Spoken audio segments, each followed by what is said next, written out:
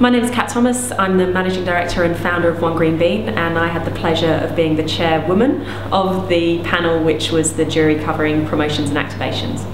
In 2011 I judged at Cannes. I was on the PR Lions jury panel, so that gave me a very good insight into the process behind awarding at an international level, so I was able to reflect on that experience. In comparison, I would say that award was a lot more single-minded, and the panelists were a lot more single-minded, they were a lot quicker to reach a conclusion and reach a decision about pieces of work, whereas the week that I spent in Cannes, I was often there till midnight reflecting on work and having some healthy debates. So I think the panel was made up of some very unique individuals that were very single-minded in terms of what they deemed as great work and what they deemed as very sound, strong creativity, I guess.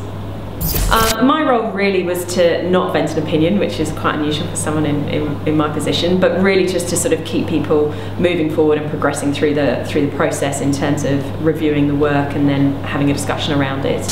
So it was a new category from my understanding, first year, and there was around 80 entries, I think 79 or 80 entries, which I think is good for a first category, and it's very broad. Activations and promotions by its very nature, there was some debate around what's an activation versus what's a promotion, so that did deliver a sort of broad expanse of work across both of those sort of spheres. The trend very much in this category is the impact and relevance and role of social media. So promotions and activations now are amplified so significantly through social media because ultimately everyone's striving to drive conversations and talkability around these initiatives. The work spanned many sort of categories, from FMCG, automotive, almost a kind of business to business play. So there was very sort of broad work, all of it very much had a number of consumer touch points, so the activation piece was very strong, and social media, I would say many of the entries had a good sort of footprint in social media, driving that engagement and that participation and that talkability. But there are a few sort of themes that kept resonating as I was watching and observing the discussion. The first around originality, so a lot of discussion around whether an idea truly was original or whether it had been seen before, and a lot of benchmarking against international campaigns. So there would be discussion around, this campaign is fantastic, but 2 years ago it ran in a different market on a bigger scale, and is this idea truly original?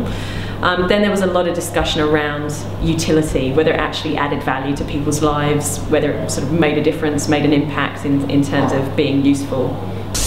My perspective would be that promotions and activations, very broad categories, so there was a lot of work there that I feel perhaps wasn't specifically entered for that category, was probably entered into many award categories.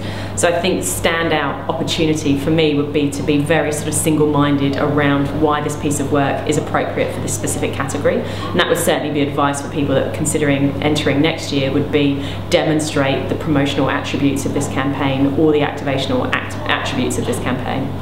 So the winners of the category were standout pieces of work, obviously. I think that they were awarded because their execution was flawless, was seamless, drove a huge amount of awareness, and I think the icing on the cake essentially was the amount of talkability that these campaigns achieved, the publicity and the earned media that they garnered. There wasn't actually a lot of disagreement by the time we'd got through the shortlist process. I think that the early stage is where we iron out a bit of debate and a bit of discussion around standout work and creativity and relevance. And I think by the time you get to shortlist, then it's more a case of trying to grade the work and benchmark against the work that's in front of them. So I think that that's the way that the judges approached it, which was a good sort of process, really.